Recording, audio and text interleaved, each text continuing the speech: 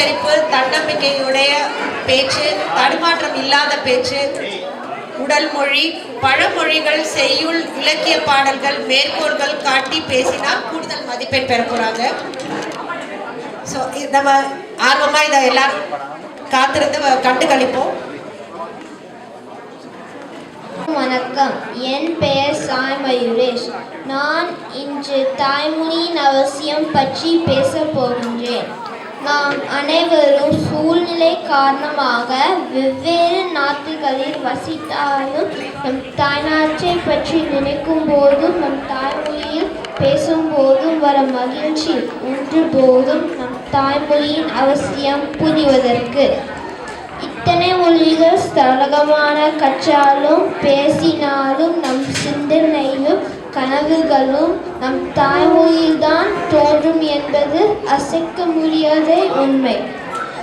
மாணவர்கள் அவர்கள் தாய்மொழியின் பாடத்தை படிக்கும்போது அப்பாடம் புரிவதோடு அதில் இருந்த புதிய கண்டுபிடிப்புகளையும் செய்ய முடியும்.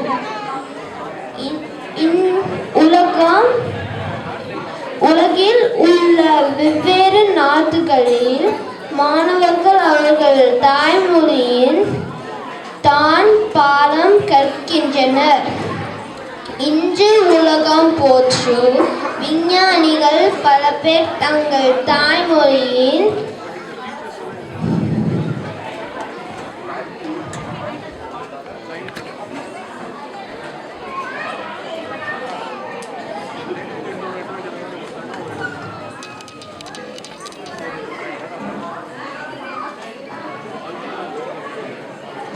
கற்றவர்கள் என்பதே இதற்கு முக்கியமான சான்று. இந்நேரத்தில் என் தாய்மொழியான தமிழின் சிறப்பை பற்றி கூற ஆசைப்படுகின்றேன். தமிழுக்கு அமுதென்று பேர் என்று சொன்னார் பாரதிதாசன். தமிழுக்கு மட்டும் ஒரு பேர் உண்டு, அதுதான் அறம். ஆம், என் தமிழ் மொழி தேவையான அறமும் பண்பும் வீரமும் மட்டும் இன்றி அறிவியலும் ஊட்டுகிறது. இன்றைய சூழ்நிலையில் நான் வேற்று மொழிகளில் பேசினாலும் கற்றாலும் நான் தமிழன் என்றும் என் தாய்மொழி தமிழ் என்றும் எண்ணுகையில் வரும் பெருமை அளவற்றது. தாய்மொழியில் பேசினாலும் தாய்மொழியை கற்போம், தாய்மொழியை காப்போம் என்று கூறி என் பேச்சை நான் நிறைவு செய்கிறேன். நன்றி, வணக்கம்.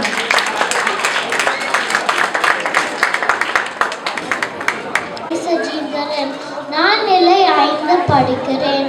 நான் ஏன் தமிழ் முக்கியமாக பற்றி பேச போறேன். தமிழ் முக்கியம் பற்றி அது கடவுள்தான் உருவாக்கப்பட்டது. தமிழ் சிறப்பான மொழி. தமிழ்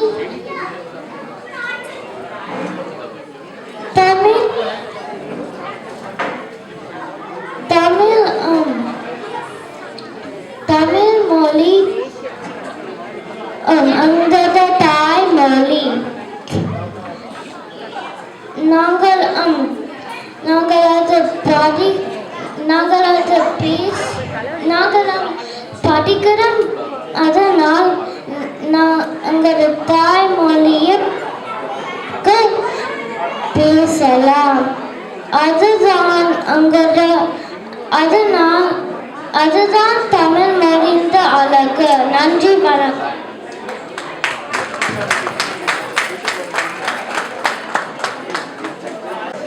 நான் இப்படி இயற்கையோட வாழ்வுகள் பற்றி பேச போகிறேன். எப்படி உலகம் எங்களுக்கு முயற்சி தரும். நாங்கள் கோபம் இருந்தால் நாங்கள் வெளியில போனா நாங்கள் நடந்து வந்தா மிதி வண்டி ஓடினா சரியா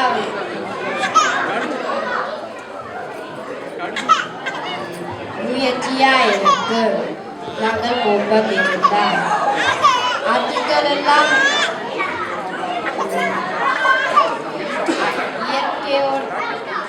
இயற்கை எங்களுக்கு முயற்சி தரும்.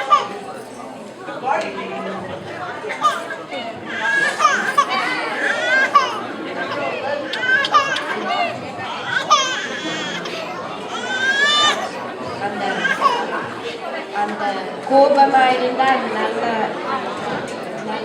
ரிலீஃப் தரும் என்று நாங்கள் வேறு ரீசன்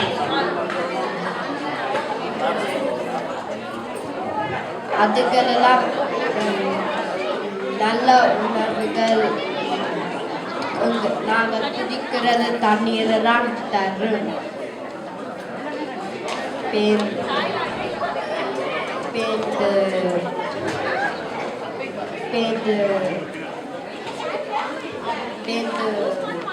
வெளியில் அமைதியாக இருக்க போறீங்களா செய்ய போறீங்களா வெளியில் போனால் நடக்கலாம் பார்க்கல ரைட் பண்ணலாம் மிதி ஓடலாம் மிதி வண்டி பார்க்கல அப்படிதான் உங்களோட இயற்கை முயற்சி தரும். நன்றி வணக்கம்.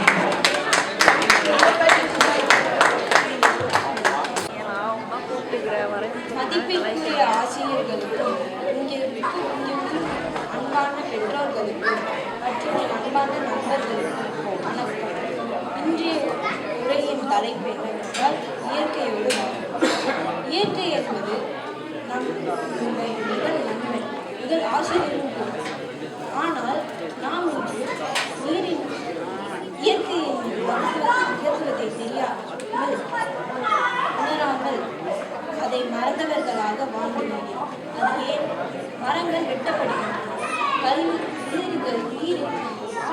ஆறுகளில் கழிவுகள் நிரம்பி வளர்கின்றன. அதன் விளைவு கோடை காலங்களில் வறட்சி, மழை காலங்களில் வெள்ளம். இந்த வறட்சியும் வெள்ளமும் இயற்கை நமக்கு அளிக்கும் சிறிய எச்சரிக்கை. திருக்குறளை எழுதிய திருவள்ளுவர் ஒரு குறளில் இயற்கையை பற்றி கூறியுள்ளார். அந்த குறளுக்கு சாலமன் பாப்பையாகும் அர்த்தம் பொருள் என்னவென்றால், எத்தனை பெரியவராகவும் நீர் இல்லாமல் வாழ முடியும். அந்த நீரோ மழை இல்லாமல் கிடைக்காது. ஒரு பழமொழி அந்த பழமொழியில் என்ன கூறியுள்ளார்கள்? கல்வி இல்லாமல் கூட வாழ்க்கை சாத்தியம், ஆனால் இயற்கை இல்லாமல் வாழ்க்கை சாத்தியம். இதை தவிர்க்க நாம் என்ன செய்யணும்? மரங்களை நடலாம், கழிவுகளை சீர்படுத்தி அதை நாம் சரியாக வைக்கலாம். இது எல்லாம் சிறிய முயற்சிகளாக இருந்தாலும் இன்று நாம் நடப்போகும் அந்த ஒரு மரம் நாளை 100 பேருக்கு நிழல் தரும்.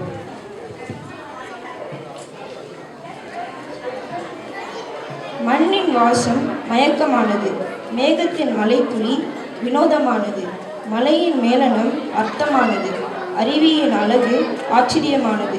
இவை அனைத்தையும் உள்ளடக்கிய இயற்கை புதிதானது மட்டுமல்ல, புனிதமானதும் கூட. இதுடன் என் உரையை முடித்துக் கொள்கிறேன். வாய்ப்பு கொடுத்ததுக்கு